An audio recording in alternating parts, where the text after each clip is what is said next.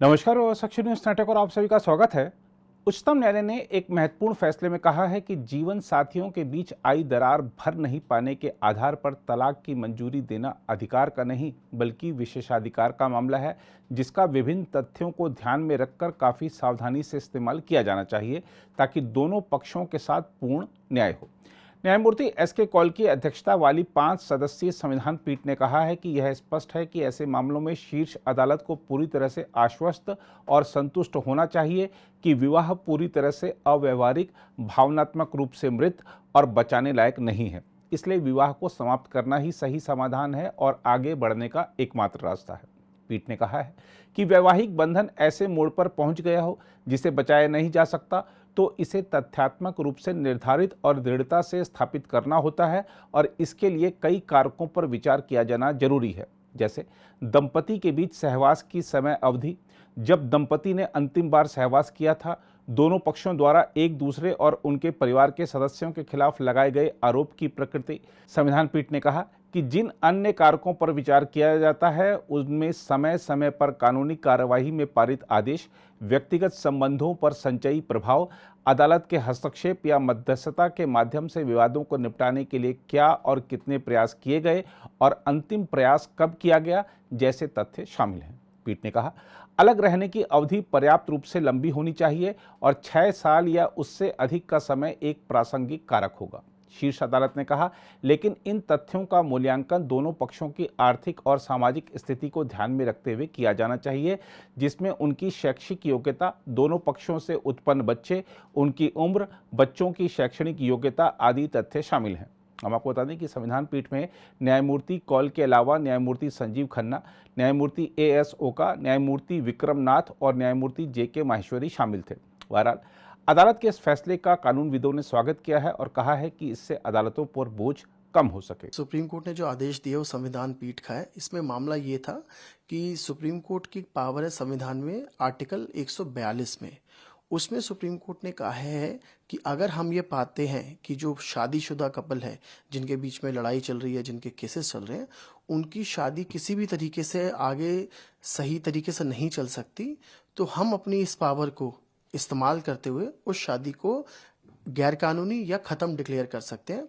उससे ये होता है कि जो कोर्टों में बाकी केसेस जो चल रहे होते हैं एक हस्बैंड और वाइफ के बीच में, वो सारे केसेस भी खत्म हो जाते हैं। बट सुप्रीम कोर्ट ने इसमें काफ़ी एक इलस्ट्रेशंस दिए या एग्जाम्पल दिए हैं कि हम ये किन केसों में कर सकते हैं, और ये जो पावर है या ये जो शक्ति ये सिर्फ सुप्रीम कोर्ट के पास है, ना ही ये हाई कोर्ट के पास है, ना ही ये ट्रायल कोर्ट के पास है। देखिए, एक प्रोग्रेसिव है ये मोड जो उन्होंने ये डिसीजन लिया है।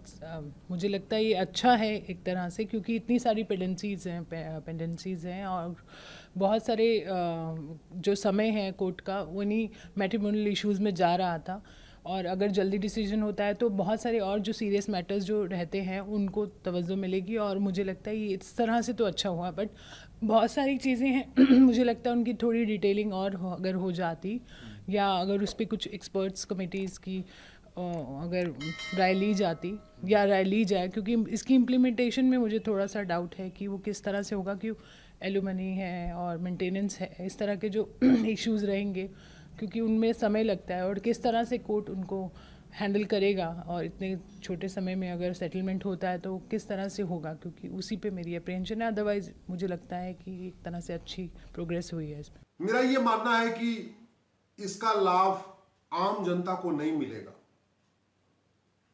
जो धनाढ्य हैं, पैसे वाले हैं, बड़े बड़े वीवीआईपीज हैं, संभ्रांत वर्ग के हैं, उद्योगपति हैं, वो तो सुप्रीम कोर्ट आ जाएंगे। लेकिन सामान्य व्यक्ति जो हाई कोर्ट भी नहीं पहुंच पाता, वो सुप्रीम कोर्ट कैसे आएगा?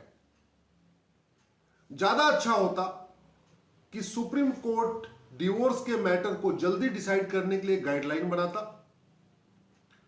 जो कूलिंग पीरियड 6 महीने का है, जो सुप्रीम कोर्ट ने कहा है कि 6 महीने की कूलिंग पीरियड को भी खत्म किया जा सकता है, अगर यह अधिकार फैमिली कोर्ट को सुप्रीम कोर्ट दे देता, जो हर जिले में फैमिली कोर्ट होती है, अगर वहीं पे सीधे सुप्रीम कोर्ट डायरेक्शन दे देता कि भाई जहां पे दोनों पति पत्नी दोनों खुद स्वेच्छा से तलाक लेना चाहते हैं, दोनों बातचीत कर चुके हैं और उसके बाद दोनों कह रहे हैं हम एक साथ नहीं रह सकते, तलाक लेना चाहते हैं। अगर ये अधिकार फैमिली कोर्ट को होता तो एक तो लोगों को ट्रेवल नहीं करना पड़ेगा।